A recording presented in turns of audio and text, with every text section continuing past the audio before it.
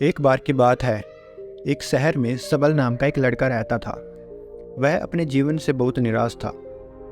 उसकी निराशा का कारण यह था कि वह अब तक अपने जीवन में कुछ भी नहीं कर पा रहा था। उसके माता पिता उसे ताने मारते थे कि तुम्हारे सारे दोस्त कुछ कर रहे हैं, लेकिन तुम अभी भी घर बैठे हो। दोस्तों के बीच भी अक्सर उसका मजाक उड़ाया जाता था। जब वह कहीं जाता था तो लोग उससे पूछते थे कि तुम क्या कर रहे हो। उसे यह बताने में बहुत शर्म आ रही थी कि वह कुछ नहीं कर रहा है। धीरे धीरे उसने रिश्तेदारों से मिलना और लोगों से मिलना कम कर दिया। वह ज़्यादातर समय घर में ही रहता था। वह अकेले में रोता था और भगवान को कोसता है और अपनी किस्मत को भी दोष देता है। अब उसे अपना जीवन बोझ लगने लगा था। कभी कभी वह सोचता है कि जब वह कुछ करने के लायक ही नहीं है तो उसके जीवित रहने का क्या फ़ायदा, उसे मर जाना चाहिए। एक दिन वह अपने कस्बे की एक गली से गुजर रहा था। तभी उसने देखा कि एक उपदेशक दुख पर उपदेश दे रहा है। वह भी उसी भीड़ में सबसे पीछे बैठ गया और गुरु के प्रवचन सुनने लगे। महात्मा कह रहे थे कि दुख एक शिक्षक के समान है जो हमें जीवन की सच्चाई दिखाता है और जीने का सही तरीका सिखाता है। आप चाहे तो अपने गुरु से जीवन जीने की सीख भी इसी रूप में ले सकते हैं, और तुम चाहो तो उसी गम में डूबकर बैठकर रो सकते हो। सबल भी ये सब बातें ध्यान से सुन रहा था, लेकिन उन्हें महात्मा की ये बातें पसंद नहीं आई। उन्होंने खड़े होकर कहा कि कुछ भी सिखाने से दुख दूर नहीं होता, दर्द ही होता है। दुख की पीड़ा अनंत होती है। ऐसा लगता है कि इसके बाद कुछ होने वाला नहीं, कुछ मिलता नहीं। मौत भी उसके समान छोटी लगने लगती है। महात्मा ने कहा, फिर तुम्हारा दुख क्या है? सबल ने उसके सामने अपनी सारी व्यथा सुनाई और पूछा, क्या मेरे दुख का कोई उपाय है तुम्हारे पास? यह सुनकर महात्मा मुस्कुराए और कहा कि तुम उस दिन मेरे पास आना जब तुम्हारे जीवन में वास्तविक पीड़ा होगी। मैं तुम्हारी समस्या का समाधान अवश्य करूंगा। यह कहकर शिक्षक वहां से चला गया। सबल ने सोचा, कहीं मेरा दुख सच तो नहीं है? क्या मैं जिस दर्द से गुजर रहा हूं वह नकली तो है? मेरा दुख कोई नहीं समझ सकता। जब माँ बाप नहीं समझेंगे तो महात्मा क्या समझेंगे? अपने दुखों से व्यतीत होकर सबल ने फैसला किया कि अब वह कुछ करेगा। उसने एक छोटा सा व्यवसाय शुरू किया, लेकिन उसे सफलता नहीं मिली थी। लेकिन उसके परिवार के लोग पूछते हैं कि क्या वह कुछ कोशिश कर रहा है और वह अपने व्यवसाय में लग रहा है। और धीरे धीरे उसे सफलता मिलने लगी। फिर उन्होंने रफ्तार पकड़ी और महज 3 साल में ही वे एक बड़ा बिजनेसमैन बन गया। अब सबल के आसपास कई ऐसे लोग थे जो उसकी परवाह करते थे, जो उससे प्यार करते थे। वह उसके काम की प्रशंसा करते थे। अब उसके घर वाले भी उसकी तारीफ करते नहीं थकते थे। दिन ब दिन उसके मित्रों की संख्या बढ़ती जा रही थी। अब वह अपने जीवन से बहुत खुश था। उसके कुछ दोस्तों ने उसे सलाह दी कि जब तुम एक बड़ा व्यापारी बनकर इतने खुश हो तो सोचो तुम्हें कितनी खुशी होगी अगर तुम इस शहर और इस राज्य के सबसे बड़े व्यापारी बन जाओगे।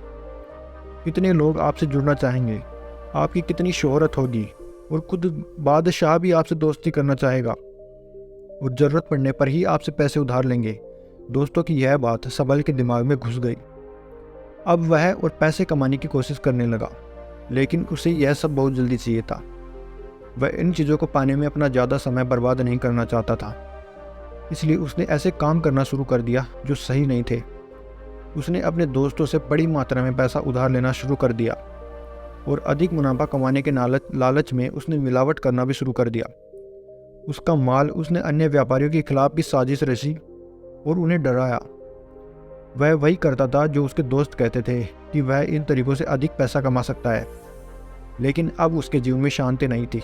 उसके मन की शांति गायब हो गई थी और वह रात को सो नहीं सकता था। वह हंगामे में रहता था। सुख की सारी चीज़ें पाकर भी उसे किसी चीज़ में सुख नहीं मिल रहा था। एक दिन सबल अपनी गाड़ी में कहीं जा रहा था तो रास्ते में उसे महात्मा का आश्रम दिखाई दिया और वह वहीं रुक गया और महात्मा के पास गया और कहा कि संत, आपने मुझे कहा था कि जब मेरे जीवन में सच्चा दुख आए तो मेरे पास आना। अब मैं बहुत दुखी हूँ। मेरी रातों की नींद उड़ गई है। मुझे कहीं भी शांति नहीं मिल रही है। इस तरह सबल ने संत को अपनी सारी समस्याएं बताई। गुरु ने कहा कि जब आप पहली बार मुझसे मिले थे तब आप कुछ दुख में थे, कि आपने क्या सीखा उस दर्द से? सबल ने कहा कि मैंने सीखा कि सिर्फ सोचने और चिंता करने से कुछ नहीं होता। अपने सपने को साकार करने के लिए कार्य करना पड़ता है, और केवल कर्म करने से कुछ नहीं होता। अपने कार्य को अंतिम चरण तक ले जाना भी आवश्यक है। रास्ते में कितनी ही मुश्किलें आ जाएं, मन कितना ही निराश हो जाए, कितना ही लगे कि अब कुछ होने वाला नहीं है, तभी तो यकीन मानिए कि मैं जो भी कर रहा हूँ उसमें अवश्य ही सफल होऊंगा। लोग सफल लोगों की ही इज्जत करते हैं। कोई कितना भी अच्छा क्यों ना हो, वह हमेशा लोगों की नज़रों में बोझ ही होता है। यह सब सुनकर महात्मा मुस्कुराए और कहा कि यह वास्तविक दुख नहीं है। जब आपके जीवन में वास्तविक दुख हो तो मेरे पास आओ, मैं इसे ठीक कर दूंगा। सबल ने जाते समय मुनि को सोने के सिक्कों से भरा घड़ा भेंट किया। गुरु ने घड़ा देखकर कहा कि यह मेरे किसी काम का नहीं है, उस पेड़ के नीचे गड्ढा खोदकर गाड़ दें। सबल ने मुनि के कही के अनुसार घड़े को पेड़ के नीचे गाड़ दिया और वहां से चला गया। कुछ दिनों तक व्यापार अच्छा चलता रहा, लेकिन व्यापार के गलत तरीके के कारण धीरे धीरे उन्हें व्यापार में घाटा होने लगा। उसकी सारी दौलत धीरे धीरे खत्म होने लगी और एक दिन ऐसा भी आया जब उसके पास कुछ भी नहीं बचा और वह कर्ज के बोझ तले दब गया। लेकिन वह निश्चिंत था, क्योंकि उसने अपना सारा कर्ज अपने दोस्तों से ले लिया था। उसने सोचा कि उसके दोस्त बुरे समय में उसके साथ खड़े होंगे, लेकिन ऐसा कुछ भी नहीं हुआ। बुरा वक्त आते ही दोस्तों ने सबसे पहले उससे कर्ज मांगना शुरू कर दिया। अगर उसने कर्ज नहीं चुकाया तो उन्हें उसकी शुभचिंतकों और परिजनों को जान से मारने की धमकी भी दी।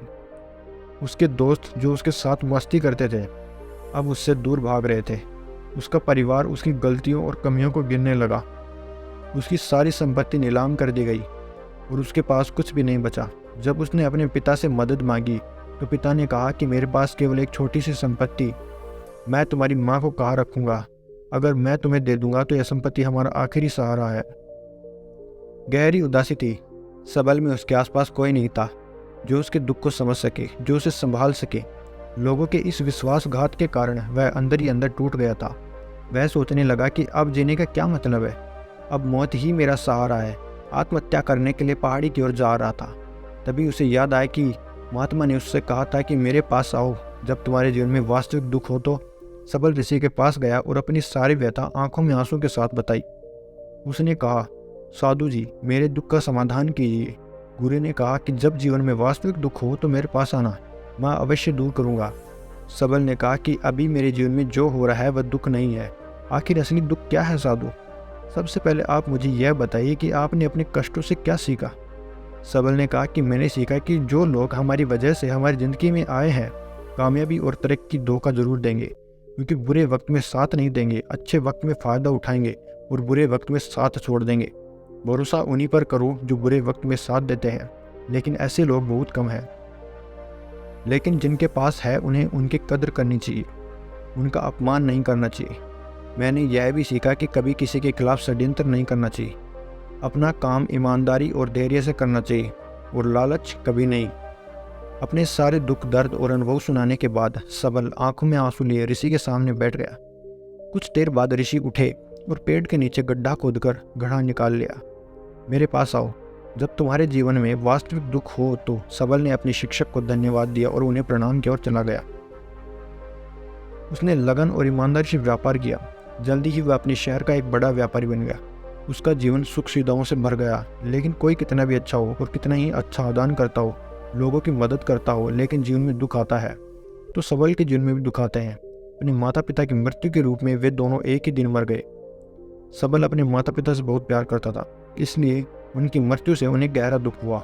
वह दोनों के शवों को शमशान घाट ले गया, जहाँ उनका अंतिम संस्कार किया गया। वहाँ उसे अपने माता पिता का शव जलता हुआ देखा तो उनका मन बेचैन हो गया। उसमें कई सवाल उठने लगे। वह घर वापस आ गया, इसलिए उसने अपने माता पिता के घर और संपत्ति को देखा जिसके लिए उसके माता पिता हमेशा लड़े थे। उसके पिता ने जो कुछ कमाया वह सब यहीं छूट गया।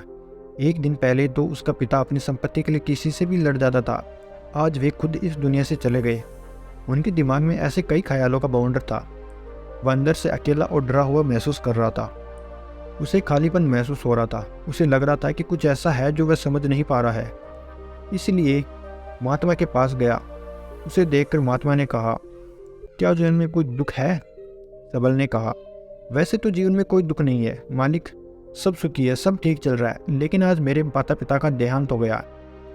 इस घटना से मैं बहुत दुखी और परेशान हूँ। महात्मा ने कहा, इसमें उदास होने की क्या बात है? एक दिन तो सबके अपनों को मरना है, ना कोई कभी जिया है और ना कभी जिएगा। एक दिन तुझे भी मरना है, शायद तू कल ही मर जाएगा, नहीं तो आज भी मर सकते हो। सबल ने कहा, क्या कह रहे हो महात्मा जी, मैं भी मर जाऊंगा, लेकिन मैं अभी जवान हूँ। महात्मा ने कहा कि हर कोई इस भ्रम में जी रहा है कि मौत सिर्फ औरों की होती है, बड़ों के पास आता है, लेकिन जवान बूढ़े से पहले मर जाते हैं, बच्चे मर जाते हैं। और वह चुपचाप चला गया, लेकिन उसका मन अभी भी अशांत था। वह खाली महसूस कर रहा था। वह सारा दिन अपने बारे में सोच रहा था कि मैं कौन हूँ, कहाँ से आया हूँ, क्या जीवन का लक्ष्य केवल उपभोग करना है और मरना ही है। इस तरह के कई सवाल उसके मन में लगातार उठ रहे थे, लेकिन उसे अपने किसी भी सवाल का जवाब नहीं मिल रहा था और उसका दुख दिन ब दिन बढ़ता ही जा रहा था। इसलिए कुछ दिनों के बाद वह फिर से महात्मा के पास पहुंचा और बोला कि महात्मा जी, मैं बहुत दुखी हूँ, क्योंकि मैं यह नहीं जान पा रहा हूँ कि मैं कौन हूँ और मैं इस दुनिया में क्यों आया हूँ। यह सुनकर महात्मा जी मुस्कुराए और बोले, आज पहली बार तुम्हारे जीवन में सच्चा दुख उत्पन्न हुआ है कि वास्तव में तुम दुख कहलाने के पात्र हो। हम नहीं जानते हम कौन हैं, हम क्यों आए हैं, क्या करें, कैसे करें। सबल ने कहा कि तू उसके दुखों का निवारण करते हैं। महात्मा ने कहा कि हम सभी मनुष्य जीवन भर संग्रह करते रहते हैं। सबल ने कहा कि सभी मनुष्य जीवन भर धन, मान, परिवार, प्रतिष्ठा, मित्र, शत्रु आदि संचित करते रहते हैं। क्या हम एकत्रित की गई चीजों में से कुछ भी अपने साथ ले जा सकते हैं? सबल ने कहा, नहीं, कुछ नहीं जाएगा इनके साथ, कुछ नहीं गया माँ बाप के साथ, सब यहाँ छूट गया, घर बार जायदाद सब कुछ। महात्मा ने कहा, अब मेरी बात ध्यान से सुनो, हम इकट्ठा नहीं करते जो इकट्ठा करना चाहिए। इस दुनिया में बातें होती है सामने हमें, लेकिन हमें उन्हें देखने की कोशिश नहीं करते। इस दुनिया में हमें जो कुछ भी इकट्ठा करना है वह खुद है। हमें खुद को इकट्ठा करना चाहिए ताकि हम मरते समय एकजुट हो सकें और खुद को पहचानने में सक्षम हो सकें। हम अंदर से बटे हुए होते हैं। हम प्यार, नफरत, गुस्सा, ईर्ष्या, क्रूरता, धन, पद, प्रतिष्ठा, सम्मान, पहचान, धर्म, जाति में बटे हुए हैं। ऐसी सैकड़ों हजारों चीज़ों और इच्छाओं में हम बटे हुए हैं और टुकड़ों में जीवन जी रहे हैं। इस विभाजन के कारण हमारी चेतना कभी एक नहीं हो सकती। हमारी चेतना शक्ति बिखरी हुई है, इसलिए हमारे पास इतना समय नहीं है, न ही उतनी ऊर्जा है कि हम मुड़कर अपने भीतर झांक सके। वास्तव में धन, सम्मान और सुविधाओं के अभाव को लोग दुख समझते हैं और जीवन भर जो दुख कहकर रोते रहते हैं और समाधान खोजने की कोशिश करते रहते हैं, वे कभी भी अपना समाधान नहीं खोज पाएंगे, क्योंकि लोग जिसे उदासी कहते हैं वह वास्तविक दुख नहीं है। यह सिर्फ एक आदमी की इच्छा है, उसकी इच्छा जो अपूरणीय है। इसलिए यहाँ व्यक्ति को ऐसे दुखों का समाधान कभी नहीं मिला। इसलिए इन सबसे परे यदि आप अपने दुखों का अंतिम समाधान चाहते हैं तो पहले खुद को इकट्ठा करो। इस दुनिया से अपनी ऊर्जा वापस लें और इकट्ठा करें और खुद पर ध्यान केंद्रित करें। मौत से पहले खुद को जानें, बिखरे नहीं। सबल ने कहा, तो शिक्षक चाहिए हम इस दुनिया को छोड़ दें। अपनी सभी इच्छाओं को मार देना चाहिए, किसी से प्यार नहीं करना चाहिए, धन का संग्रह नहीं करना चाहिए, सम्मान की उम्मीद छोड़ देनी चाहिए। महात्मा ने कहा कि बिखरे हुए आदमी से भावनाएं, इच्छाएं और इच्छाएं निकलती है। जैसे कोई पत्थर पहाड़ से गिरे, इस पर पर्वत का कोई वश नहीं, सिवाय देखने, परेशान होने और कुछ खोने के लिए। इसी प्रकार बिखरे हुए मनुष्य की इच्छाएं बेकाबू और पीड़ादायक होती है। उसका मन इच्छा और कल्पना करता चला जाता है और यह दुख हो देता है। लेकिन जब एक व्यक्ति एकत्रित हो जाता है तो वह जो कुछ भी कर सकता है वो उसके नियंत्रण में होता है, तो उसकी मर्जी से इच्छाएं भी निकलती है। सबल ने कहा कि आपने मेरे सच्चे दुख का समाधान कर दिया, बहुत बहुत धन्यवाद। अब से मैं अपने आप को समेटने की कोशिश करूंगा। महात्मा ने कहा कि मानव शरीर में बहुत ऊर्जा और शक्ति है, लेकिन यह बेकार के कामों में बटा हुआ है, बेकार की चीज़ों में लगा हुआ है। यह एक बहुत ही शक्तिशाली मशीन की तरह है, एक बच्चे के हाथों में रखा जा रहा है और वह बिना सोचे समझे और बिना किसी नियंत्रण के अपनी शक्ति बर्बाद कर रहा है। इसीलिए अपनी चेतना की शक्ति पर ध्यान केंद्रित करें और इसे इकट्ठा करें। सबल को अपने सवालों का जवाब मिल गया। उसने अपने मालिक को धन्यवाद दिया और चुपचाप चला गया। दोस्तों, उम्मीद है कि आपको कहानी पसंद आई होगी। अगर पसंद आई है तो इस चैनल को सब्सक्राइब कर लेना ताकि हमारी नई वीडियो आप तक जरूर पहुँचे। धन्यवाद।